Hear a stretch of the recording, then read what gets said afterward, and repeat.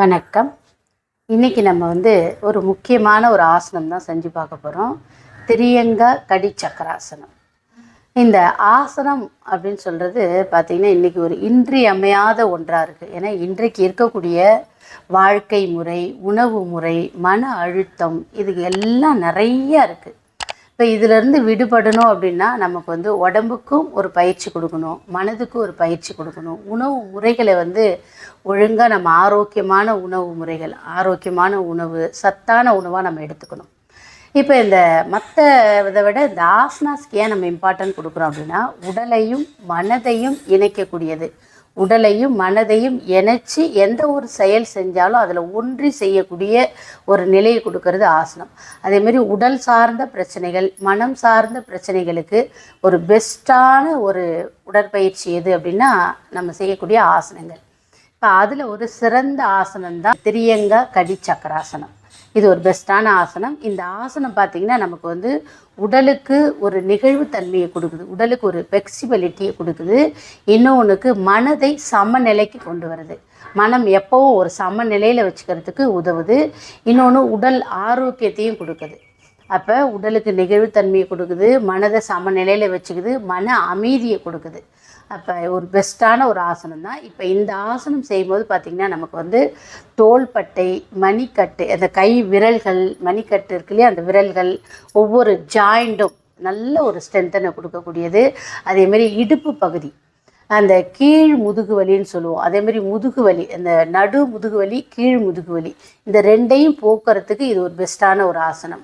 அதேமாதிரி நம்ம தொடைப்பகுதி, கால் முட்டி, கால்களை ஸ்ட்ரென்த்தனாக வச்சுக்கிறதுக்கும் ஒரு பெஸ்ட்டான ஆசனம். அது மட்டும் இல்லை, நம்ம அடி வயிற்றில் இருக்கக்கூடிய எல்லா உறுப்புகளையும் சீராக இயங்க வைக்கிறதுக்கு ஒரு பெஸ்ட்டு. இன்னொன்று நம்ம ஜீரண சக்தியை தூண்டி விடுது. உடல் முழுவதும் நல்ல ஓட்டங்களை கொண்டு போய் சேர்க்குது. இரத்த ஓட்டத்தை உடல் முழுவதும் கொண்டு போய் சேர்க்குது. அப்போ உடல் முழுவதும் ஓட்டங்கள் சீராக இருக்கிறதுனால என்ன ஆகுதுன்னா, ரத்த ஓட்டம், வெப்ப ஓட்டம், காற்றோட்டம், இது சீராக ஆகும்போது உடல் ஆரோக்கியம் நமக்கு மேம்படும். நமக்கு அதேமாதிரி பார்த்திங்கன்னா மலச்சிக்கல், இந்த மாதிரி உடம்பில் இருக்கக்கூடிய கழிவுகளை முழுமையாக வெளியேற்றும். இப்போ முட்டிக்கு ஜாயிண்ட்டு, முட்டி வலி, கால்கள் எல்லாம் ஸ்ட்ரென்தன் பண்ணக்கூடிய ஒரு ஆசனம். இடுப்பு பகுதியை நல்ல ஒரு ஸ்ட்ரென்த்தனாக வச்சுக்கக்கூடிய ஒரு ஆசனம். இதை யார் செய்யக்கூடாது அப்படின்னு பார்த்தீங்கன்னா, இந்த கீழ் முதுகு வலி, இடுப்பு வலி இருக்கிறவங்க கண்டிப்பாக செய்யலாம். ஆனால் தீவிரமாக இருக்குது இல்லைங்களா, அதை விடாமல் எப்போவுமே வலிச்சுக்கிட்டு ஒரு தீவிரமாக அந்த முதுகு வலி இருக்கிறவங்க, அதுக்கப்புறம் இந்த சயாண்டிக்னு சொல்லுவாங்க, அந்த மாதிரி ப்ராப்ளம் இருக்கிறவங்க இந்த ஆசனத்தை செய்ய வேண்டாம். பெண்கள் பீரியட்ஸ் டைமில் செய்ய வேண்டாம், கருவுற்றுக்கிற நேரத்தில் செய்ய வேண்டாம். மற்றவங்க எல்லாரும் இந்த ஆசனத்தை செஞ்சு பாருங்கள். முதுகு வலியை போக்குறதுக்கான ஒரு பெஸ்ட் ஆசனம். தோள்பட்டைக்கு நல்ல ஒரு ஸ்ட்ரென்த்தனை கொடுக்கக்கூடியது. கழுத்து நல்ல நம்ம கழுத்து திரும்புதுன்னா கழுத்துக்கும் நல்ல ஒரு ஸ்ட்ரென்த்தனை கொடுக்கக்கூடிய ஒரு பெஸ்ட்டான ஆசனம். இந்த ஆசனத்தை நீங்கள் செஞ்சு பாருங்கள், பெஸ்ட்டாக இருக்கும். நீங்கள் பார்க்குறதோட விட்டுறக்கூடாது, செஞ்சு பாருங்கள். இப்போ எப்படி செய்கிறது அப்படின்றத நான் உங்களுக்கு செஞ்சு காட்டுறேன். கால் நல்லா பார்த்திங்கன்னா நம்ம தோள்பட்டை ஷோல்டர் லெவலுக்கு நல்லா நேராக வச்சுக்கலாம். இந்த நிலையில் வச்சுக்கிட்டு மூச்சை இழுத்துக்கிட்டே கைகளை மேலே கொண்டு போய் லாக் பண்ணி நல்லா மேலே திருப்பிக்கிட்டு இந்த நிலையில் இருந்தபடியே மூச்சை விட்டுக்கிட்டே நல்லா அப்படி கீழே வந்துடும்.